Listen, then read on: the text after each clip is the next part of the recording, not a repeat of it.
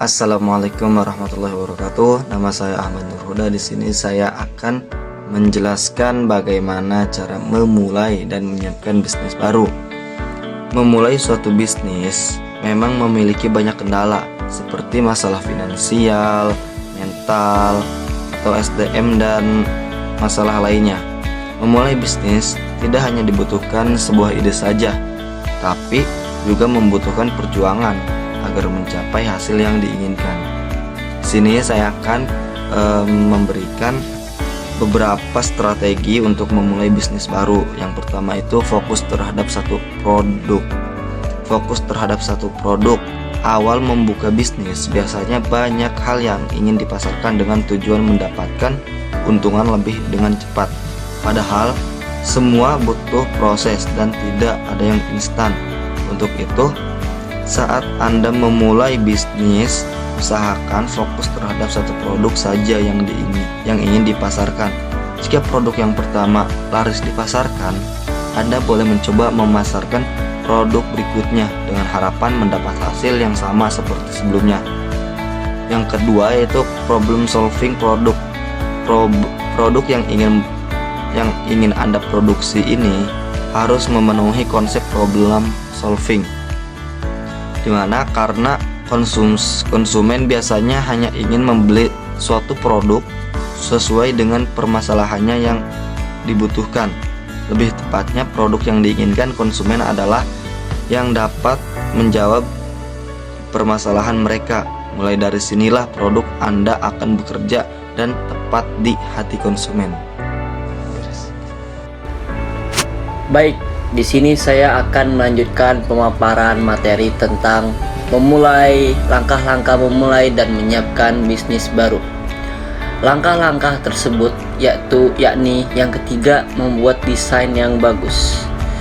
Pada umumnya, konsumen akan memfokuskan perhatian pada desain yang bagus terhadap produk kita. Bukan hanya tampilan produknya saja, tetapi juga keistimewaan dari desain dan cara desain itu bekerja kepada konsumen. Maka untuk memulai bisnis kita dapat menginvestasikan iklan, tenaga, dan inovasi untuk membuat desain yang bagus dan menarik perhatian konsumen. Desain yang bagus ini tidak selalu dipromosikan secara online, melainkan juga secara offline.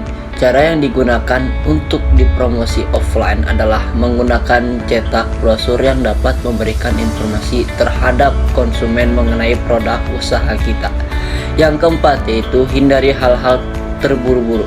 Mayoritas orang yang memulai bisnis baru ingin dengan cepat produknya dipasarkan agar mendapatkan laba dan dengan instan. Sebaiknya jangan terburu-buru mengambil langkah untuk memasarkan produk agar kita dapat mencoba terlebih dahulu produk sebelum memasarkannya. Nah, pada saat seperti ini, banyaklah mencoba, ada kalanya trial and error berkali-kali agar mendapatkan hasil yang tepat untuk produk dan sesuai keinginan para konsumen. Yang kelima, menguasai konsep bisnis. Kita sebagai pengusaha, kita harus menguasai konsep bisnis kita yang akan jalankan. Pastikan kita memiliki wawasan luas tentang konsep bisnis kita, siapa saja saingannya, kendala apa saja dari konsep ini, dan seberapa pengaruh produk kita terhadap konsumen. Menguasai konsep bisnis sangatlah diperlukan ketika kita memberikan penjelasan kepada investor atau klien yang ingin bekerja sama terhadap produk kita. Dan di sini saya akan memaparkan tentang strategi bisnis baru. Strategi untuk memulai bisnis adalah upaya seseorang ataupun perusahaan untuk mengambil kebijakan serta pedoman dengan komitmen dan juga tindakan yang terintegrasi, di mana tujuannya yaitu untuk membangun sebuah keunggulan dalam persaingan usaha serta guna memenuhi dan mencapai target usaha yang ditujui. Strategi usaha atau strategi bisnis juga merupakan hal yang sangat penting dan harus dilakukan sejak awal kalau Anda ingin bisa sukses. Mengapa demikian? Sebab strategi tersebut akan menjadi penunjuk arah dan pedoman bagi usaha maupun perusahaan untuk mengidentifikasi pasar, kompetitor, pelanggan, dan lain sebagainya. Di sini saya akan memaparkan beberapa keuntungan adanya strategi memulai bisnis baru ini. Yang pertama, mungkin membantu mempertahankan fokus usaha terhadap tujuan usaha yang utama dan paling penting. Yang kedua, menjadi pedoman arah jalannya usaha. Yang ketiga, dapat membantu memperluas dan mengembangkan usaha. Yang keempat, mendorong motivasi untuk memajukan usaha. Yang kelima, sebagai alat evaluasi jalannya usaha. Nah, misalkan di tengah kondisi pandemi saat ini, semakin banyak orang yang mulai ambil alih profesinya menjadi wirausahawan. Kunci pertama agar sukses itu adalah gunakan strategi memulai usaha yang tepat dan efektif. Memulai dengan cara yang tepat sejak awal akan lebih berpotensi untuk berhasil dan bertahan, terlebih lagi dalam kondisi persaingan usaha yang makin sengit saja sekarang ini. Ya, mungkin cukup sekian dari saya. Baik, di sini saya akan menjelaskan tentang manajemen risiko. Jadi, manajemen risiko adalah salah satu aktivitas terpenting dalam bisnis. Secara harfiah, risiko adalah potensi terjadinya sesuatu yang berdampak buruk, baik bagi diri sendiri atau suatu entitas usaha. Dalam konteks bisnis, manajemen risiko adalah usaha guna menghindari risiko dengan cara memonitor sumber risiko, melacak, dan melakukan serangkaian upaya agar dampak risiko bisa diminimalisasi. Jadi, jika Anda seorang pengusaha, memahami proses manajemen risiko adalah salah satu keahlian esensial untuk Anda miliki. Nah, kali ini yaitu tentang pengertian manajemen risiko. Jadi, manajemen risiko adalah penerapan beragam kebijakan dan prosedur untuk meminimalisasi peristiwa yang menurunkan kapasitas dan kualitas kerja perusahaan. Sementara itu, menurut Nosworthy, pengertian manajemen risiko adalah usaha mengurangi risiko dalam proses pelaksanaan teknis dan pengambilan keputusan bisnis. Sederhananya, dapat kita simpulkan bahwa manajemen risiko adalah sebuah proses mengawasi, mengelola, dan mengambil keputusan guna menghindari risiko, kerugian, atau inefisiensi bisnis. Selanjutnya yaitu tentang tujuan manajemen risiko. Jadi setelah tadi kita sudah membahas pengertian manajemen risiko, hal ini itu tentang tujuan manajemen risiko. Yang pertama yaitu melacak sumber-sumber risiko. Yang mana poin pertama ini yaitu guna melakukan mitigasi atau pelacakan sumber-sumber yang berpotensi mengancam produktivitas dan keamanan bisnis. Proses pelacakan ini dapat dilakukan dengan riset dan analisa prosedural dari setiap aktivitas perusahaan, mulai dari proses produksi hingga pengelolaan aset. Selanjutnya yaitu tujuan manajemen risiko yang kedua, yaitu menyediakan informasi risiko bagi perusahaan. Jadi, tujuannya itu untuk menyediakan informasi tentang sumber-sumber potensi risiko di perusahaan. Setelah melakukan analisa, seorang manajer risiko perlu menyusun laporan risiko berdasarkan data dari proses mitigasi. Selanjutnya itu tujuan manajemen risiko yang ketiga, yaitu tentang minimalisasi kerugian akibat terjadinya risiko. Setelah risiko ditemukan dan dianalisa, maka pihak-pihak yang terkait dengan risiko perlu melakukan upaya agar risiko tidak sampai terjadi dan mengancam keberlangsungan bisnis. Dalam hal ini, manajer risiko bisa membantu para pihak terlibat menemukan solusi penanganan risiko seperti menyelapkan potensi, meminimalisasi, atau mentransfer risiko ke pihak lain. Tujuan manajemen risiko yang keempat selanjutnya yaitu agar stakeholder merasa aman dan percaya dengan integritas bisnis. Stakeholder di sini bukan sebatas investor saja, tapi juga pekerja, supplier, asuransi, dan pihak-pihak lain yang berkepentingan dengan perusahaan. Tujuan manajemen risiko yang kelima adalah menjaga stabilitas dan pertumbuhan perusahaan. Jadi, agar perusahaan itu bisa berkembang dengan stabil sesuai target bisnisnya. Dengan adanya proses manajemen risiko, perusahaan kita itu bisa melakukan penanganan lebih cepat terhadap sumber-sumber yang mengancam pertumbuhan usaha. Selanjutnya yaitu tentang manfaat manajemen risiko perusahaan. Meski punya tahapan panjang dan berkelanjutan, faktanya proses manajemen risiko adalah salah satu komponen pengelolaan bisnis terpenting yang bisa melindungi perusahaan Anda dari banyak masalah. Di antaranya manfaatnya yaitu yang pertama, membantu perusahaan mencapai visi dan misi. Manfaat manajemen risiko perusahaan yang pertama adalah membantu perusahaan mencapai visi, misi, dan juga tujuan perusahaan. Tanpa proses manajemen risiko, perusahaan yang benar dan Anda akan kesulitan atau bahkan gagal mewujudkan visi dan misi.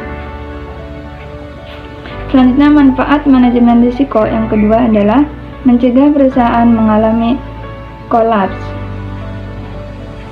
Poin kedua, manfaat manajemen risiko yaitu mencegah bisnis mengalami kolaps. Jadi ada banyak faktor yang bisa mengakibatkan bisnis Anda itu bangkrut, mulai dari faktor pengelolaan finansial sampai fraud oleh manusia. Proses manajemen risiko adalah salah satu solusi terampuh guna menghindari kebangkrutan, terutama dari segi keuangan. Selanjutnya, manfaat manajemen risiko yang ketiga adalah meningkatkan keuntungan perusahaan. Selain untuk meminimalisasi ancaman, proses manajemen risiko juga bisa dimanfaatkan guna meningkatkan profitabilitas bisnis. Jadi, dengan adanya manajemen risiko perusahaan, Anda itu bisa menganalisa pengelolaan sumber daya yang sekiranya kurang efisien atau efektif. Dan manfaat manajemen risiko yang keempat adalah menjaga kepercayaan stakeholder. Manfaat manajemen risiko perusahaan yang terakhir yaitu tadi agar stakeholdernya itu terus mempercayai Anda sehingga reputasi bisnis Anda juga akan tetap terjaga.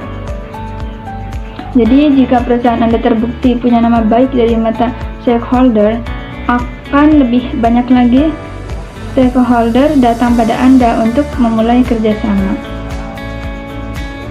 Materi selanjutnya yaitu tentang komponen manajemen risiko. Proses manajemen risiko perusahaan memiliki beberapa komponen atau tahapan, diantaranya yang pertama yaitu adalah komponen sasaran analisa risiko. Jadi yang pertama, sasaran atau tujuan risk assessment dilakukan. Sebelum sumber risiko diriset, Anda perlu menentukan sasaran, objektivitas, kenapa risk assessment dilakukan. Berikut contoh sasarannya, misalnya mencegah fraud, melindungi perusahaan dari piutang tak tertagih, dan sebagainya. Selanjutnya, komponen manajemen risiko yang kedua yaitu lingkungan yang berpotensi memunculkan risiko. Komponen berikutnya ini Lingkungan berpotensi memunculkan risiko. Setiap divisi dalam bisnis, Anda punya jenis risiko berbeda-beda, sehingga Anda juga perlu menyiapkan strategis manajemen risiko perusahaan yang beragam pula. Dan komponen manajemen risiko yang ketiga adalah identifikasi peristiwa penyebab risiko. Setelah menentukan lingkungan sumber risiko, komponen manajemen risiko perusahaan berikutnya adalah mengidentifikasi peristiwa penyebab risiko tersebut terjadi. Contohnya kayak manajemen risiko dalam tahap ini, misalnya di risk assessment di area produksi, kemungkinan peristiwa penyebab risiko di area produksi, misalnya kecelakaan kerja, kesalahan pengelolaan bahan baku, dan sebagainya. Dan komponen manajemen risiko yang keempat adalah valuasi jenis risiko. Jadi menentukan valuasi atau leveling dari tiap jenis risiko yang ada. Valuasi ini Anda dapat putuskan berdasarkan dua hal, yaitu frekuensi terjadinya dan tingkat kerugian. Berdasarkan frekuensi, jenis risiko yaitu yang pertama, ada kemungkinan sering terjadi, kedua, kemungkinan terjadi, ketiga, kemungkinan kadang terjadi, keempat, kemungkinan kecil terjadi, kelima, kemungkinan tidak terjadi. Sementara itu, berdasarkan tingkat kerugian atau severity-nya, jenis risiko yaitu 1. Bencana, 2. Kerugian tinggi, 3. Kerugian sedang, 4. Kerugian rendah, dan yang kelima dapat diabaikan. Komponen manajemen risiko yang kelima selanjutnya adalah pengambilan keputusan atas risiko. Jadi proses pengambilan keputusan setelah jenis risiko dan valuasinya ditemukan, perusahaan bisa membuat kebijakan atau mengambil tindakan sesuai jenis risiko tersebut. Beberapa keputusan yang bisa diambil dari proses manajemen risiko perusahaan, misalnya kayak mengawasi, memindahkan, atau langsung melenyapkan sumber risiko. Manajemen risiko yang keenam adalah dokumentasi proses manajemen risiko. Meski saat ini sudah ditangani, ada kemungkinan risiko mengalami relapse atau terjadi lagi di masa depan. Oleh karena itu, perusahaan perlu membuat dokumentasi untuk tiap penanganan risiko yang dilakukan. Dan selanjutnya, komponen manajemen risiko yang ketujuh adalah menginformasikan risiko pada stakeholder. Proses manajemen risiko perusahaan, idenya perlu diketahui setiap stakeholder bisnis Anda, minimal stakeholder yang berkaitan langsung dengan risiko. Penginformasian risiko ini bisa dilakukan melalui rapat koordinasi atau penyerahan dokumentasi penanganan risiko pada stakeholder terkait. Materi selanjutnya yaitu tentang jenis risiko dalam manajemen risiko. Jadi setelah tadi Anda sudah tahu apa itu pengertian manajemen risiko perusahaan, tujuannya, manfaatnya, dan komponen-komponennya, maka agar lebih memahami proses manajemen risiko, maka saya akan menjelaskan beberapa jenis risiko paling umum dihadapi pada saat berbisnis. Pertama yaitu risiko bisnis. Jenis risiko yang pertama dan paling umum adalah risiko bisnis, yaitu risiko berkaitan dengan aktivitas operasional perusahaan. Contohnya manajemen risiko bisnis, misalnya dengan menerapkan K3, pengawasan proses capital budgeting, pelatihan SDM, dan sebagainya. Selanjutnya jenis risiko yang kedua adalah risiko geografis. Jenis risiko yang berikutnya ini itu Jadi risiko akibat lokasi fisik perusahaan, misalnya lokasi rawan gempa, rawan tsunami, rawan longsor, dan sejenis bencana lainnya. Contoh manajemen risiko yang bisa dilakukan perusahaan untuk jenis risiko ini misalnya mitigasi bencana, simulasi, dan asuransi aset. Jenis risiko yang ketiga yaitu risiko politik. Jenis risiko yang ketiga ini yaitu ancaman-ancaman yang terjadi akibat kondisi politik dan kebijakan suatu negara. Contoh risiko politik misalnya anomali kebijakan, konflik perebutan kekuasaan, dan sebagainya. Jenis risiko yang keempat adalah risiko ketidakpastian ekonomi.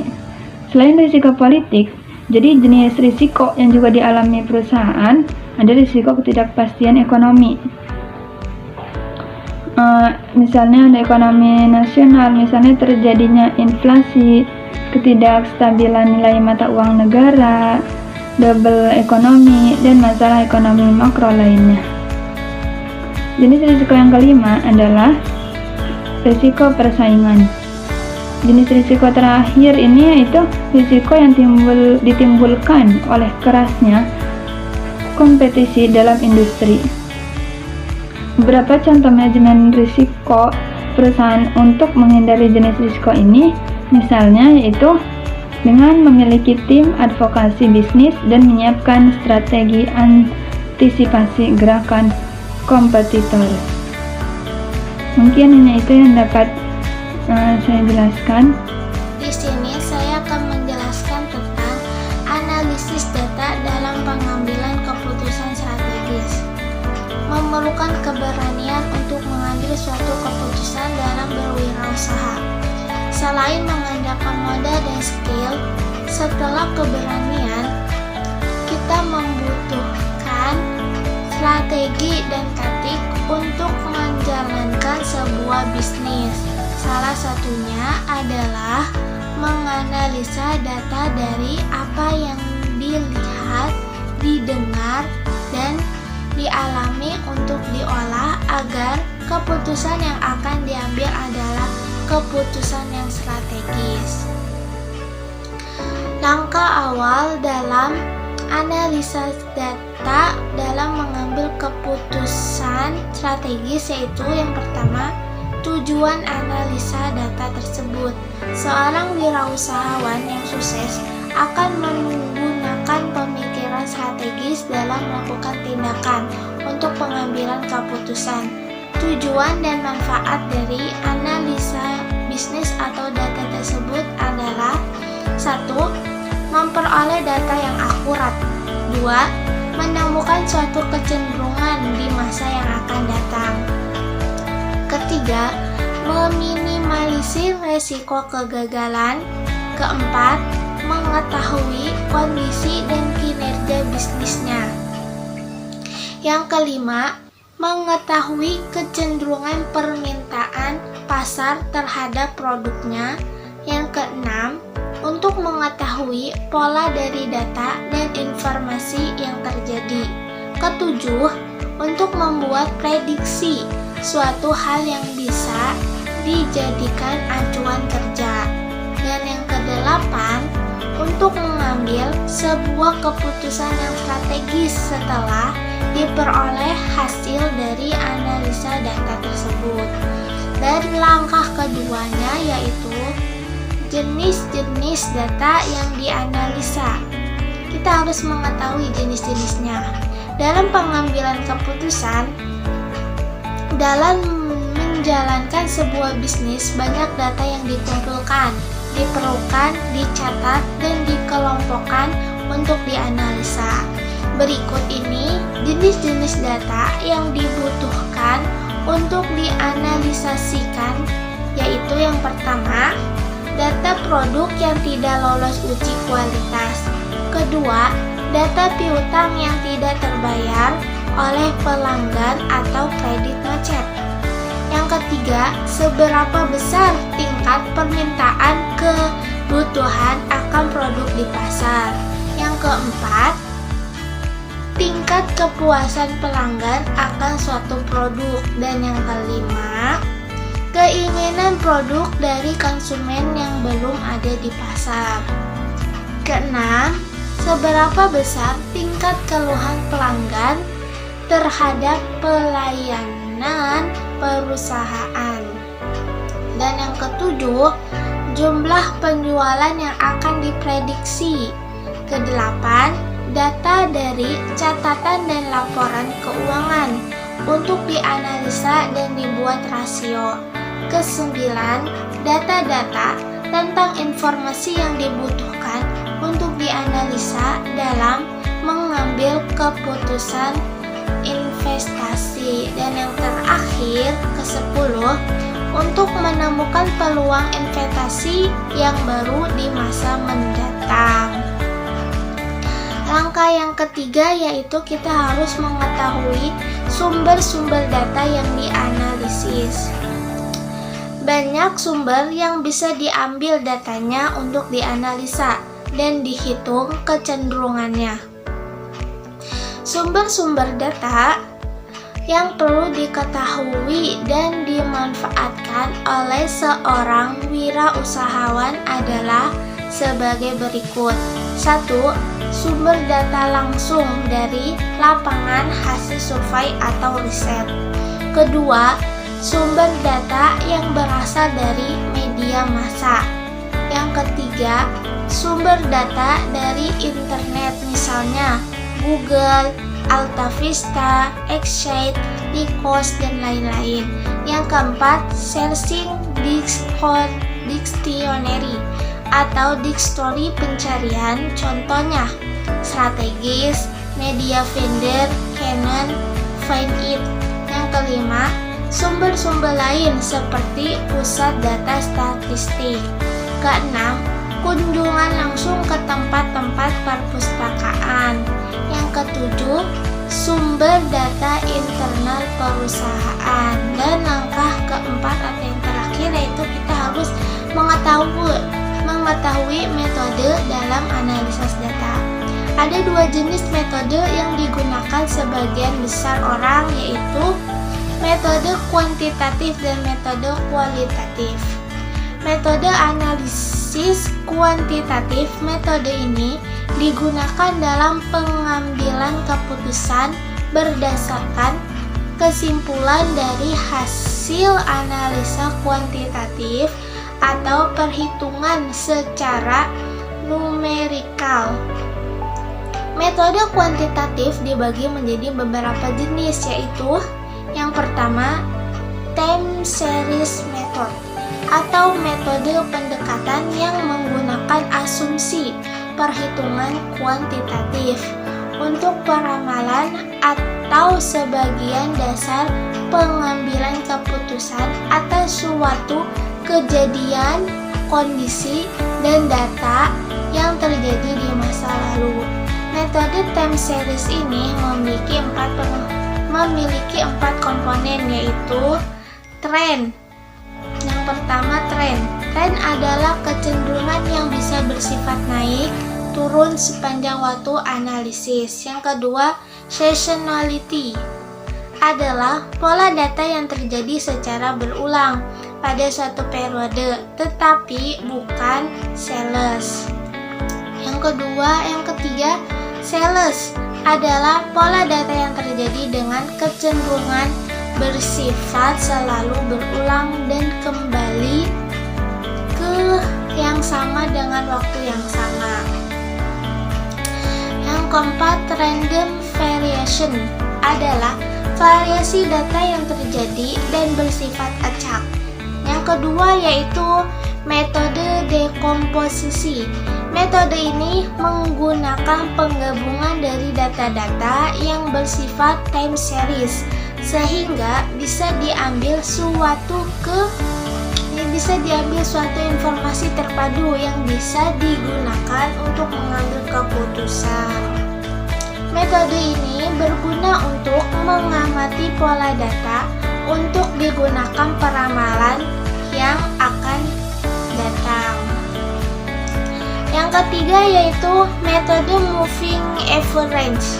Metode ini sangat sering digunakan dalam analisis data untuk menentukan suatu peramalan dengan cara menghilangkan rata-rata dari beberapa waktu sebelumnya untuk sejumlah data tertentu dengan catatan pola kecenderungannya stabil sepanjang waktu. Yang keempat, exponential smoothing.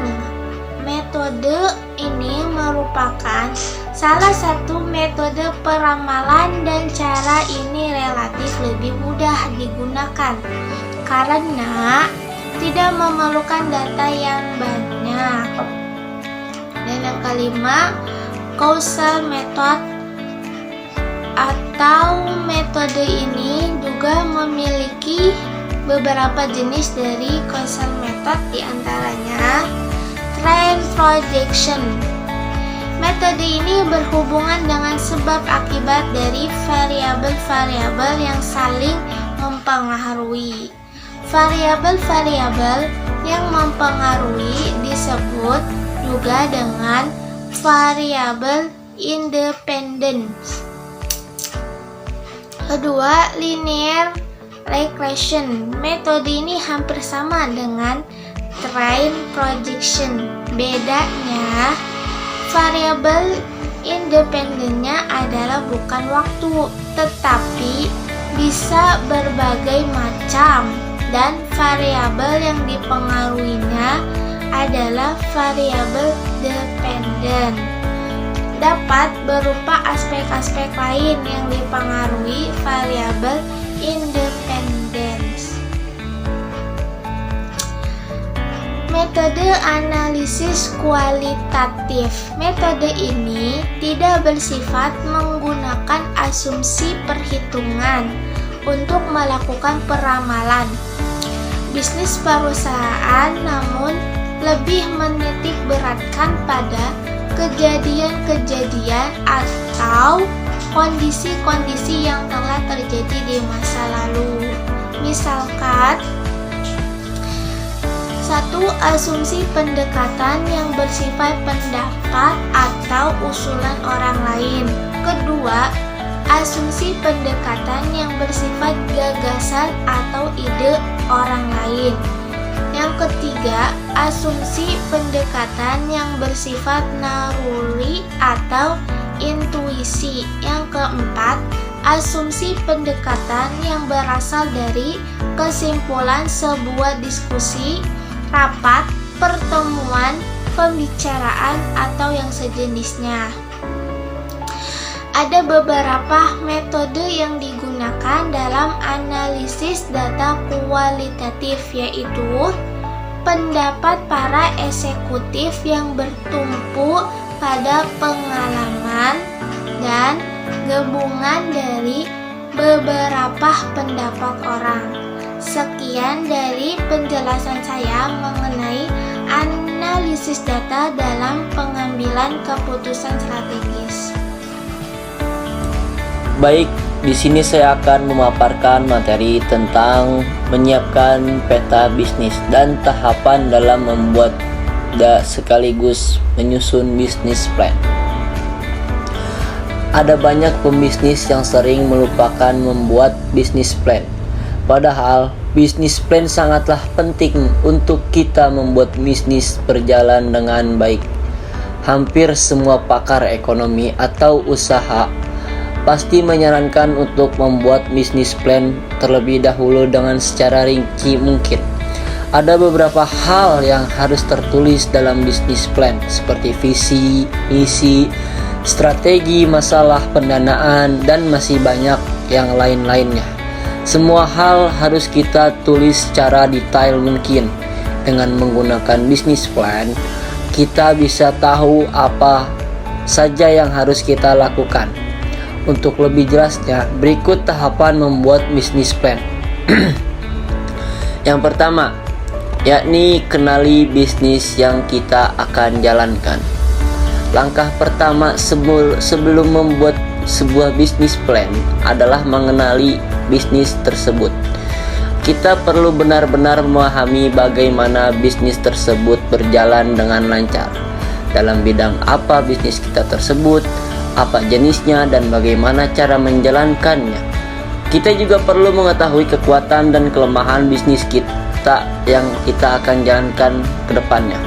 Jika sudah benar-benar mengenali bisnis, kita bisa dengan mudah membuat bisnis plan dan tentunya dapat dengan mudah menjalankan bisnis tersebut sehingga bisa menjadi pengusaha yang sukses. Yang kedua, membuat visi dan misi. Visi dan misi sangatlah penting dalam pendirian sebuah organisasi, baik organisasi bisnis maupun lain-lainnya. Oleh karena itu, agar kita sukses menyusun bisnis plan, kita harus membuat visi dan misi untuk bisnis tersebut. Visi merupakan tujuan jangka panjang dari sebuah bisnis yang akan kita jalankan dan harus bisa dicapai. Sedangkan misi merupakan tujuan jangka pendek yang harus dilalui perusahaan untuk mencapai visi. Kita perlu membuat visi dan misi dengan tetap dan tentunya yang sesuai dengan bisnis kita yang akan kita jalankan. Dengan demikian, bisnis plan bisa sesuai dengan tujuan perusahaan yang ingin dicapai. Janganlah mengubah visi dan misi yang telah dibuat sejak awal, namun ubahlah cara kerja bisnis agar kita sesuai dengan visi dan misi tersebut. Yang ketiga, membuat ringkasan rencana bisnis. Langkah sukses untuk menyusun sebuah bisnis plan adalah membuat sebuah ringkasan yang singkat berisi tentang berbagai rencana perusahaan. Buatlah dengan singkat namun tetap jelas agar tidak terlalu panjang dan bertele-tele. Bisnis plan bukanlah sebuah novel yang berisi cerita-cerita, namun hanya sebuah ringkasan atas acuan bisnis. Bahkan, kita hanya memerlukan selembar kertas saja untuk membuat secara ini karena hanya menulis hal-hal penting dalam bisnis. Menulis singkat dapat menghemat waktu dan tidak akan membuat orang malas membacanya. Selain itu, rencana yang singkat juga tidak akan mudah dimengerti oleh semua orang, sehingga rencana tidak akan mudah ditiru kompetitor. Yang keempat, buatlah ringkasan secara detail. Meskipun kita hanya perlu membuat ringkasan, kita tetap harus secara detail dalam membuatnya. Dalam sebuah bisnis plan, harus memuat kejelasan bisnis, produk apa yang kita jual, cara memproduksinya tersebut, dan bagaimana pangsa pasarnya. Selain itu, kita juga harus menulis bagaimana cara memasarkan produk tersebut sehingga mendapatkan uang dan bagaimana memanajemen bisnisnya. Beberapa tim yang Anda butuhkan, akankah tim besar atau tim kecil?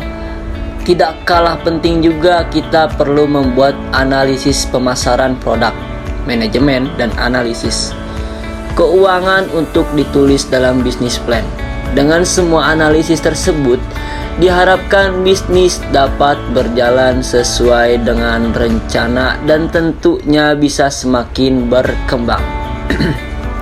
Yang kelima, memiliki sikap teliti. Dalam membuat sebuah bisnis plan, kita sebagai pengusaha harus selalu memiliki sikap teliti dalam semua hal.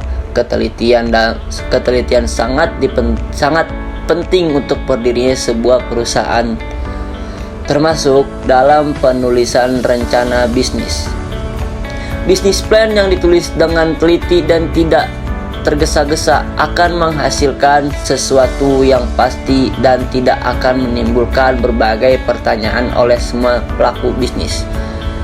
Yang keenam, deskripsikan bisnis kita.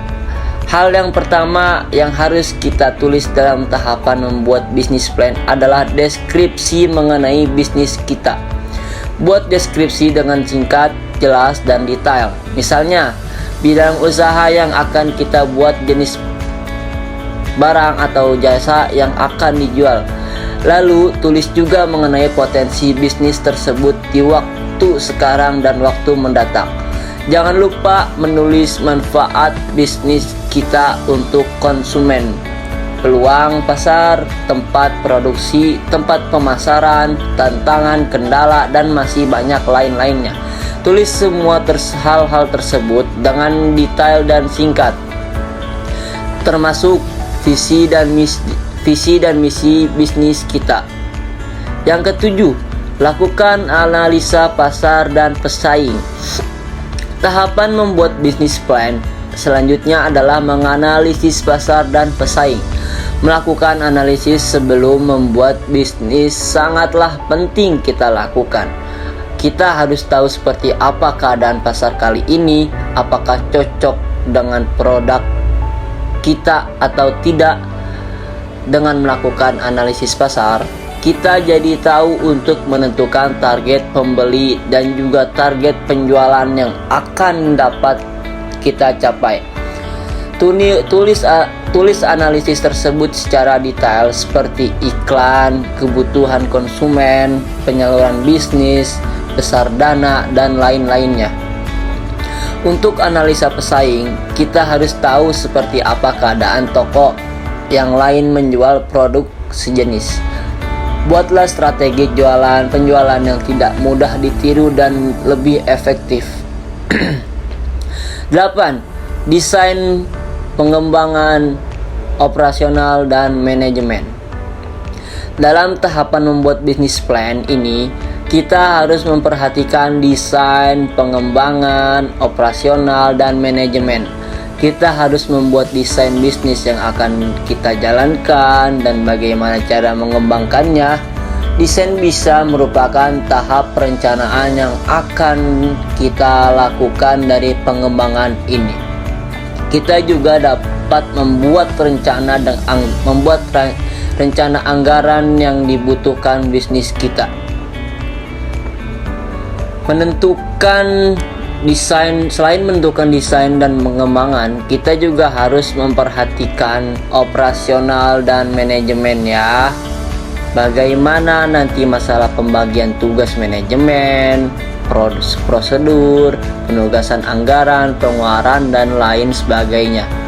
Lalu, manajemen apa yang kita akan lakukan nantinya. Yang kesembilan, anggaran dan pembiayaan.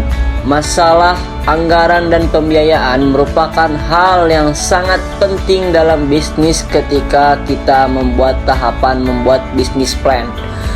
Kita harus membuat anggaran dan pembiayaan secara detail. Rincian keuangan harus ditulis dengan secara rinci seperti jumlah modal awal, pembelian produk, alat, dan lain-lainnya. Ini akan membantu dan memudahkan kita dalam menulis rincian laporan keuangan setiap bulanannya. Sebuah bisnis dapat bangkrut hanya karena uang. Oleh karena itu, masalah keuangan harus kita tulis secara baik mungkin dan secara rinci. Kesimpulan. Hal terakhir tentunya membuat kesimpulan. Dari bisnis yang akan kita buat, tulis secara ringkas dari semua hal yang sudah kita tulis di atas. Kita bisa menambah kapan target waktu yang kita akan tentukan, kapan membeli barang, kapan membuat bisnis, dan lain-lain sebagainya. Dengan mematuhi jadwal tersebut akan membuat bisnis kita berjalan sesuai dengan rencana. Jika kita membutuhkan investor, bisnis plan ini sangat dibutuhkan. Mereka pasti akan melihat bisnis plan Anda terlebih dahulu sebelum menyetujui perjanjian bisnis. Itulah tahapan-tahapan membuat dan menyusun bisnis plan yang benar dan secara mudah. Sekian, terima kasih pemaparan dari saya.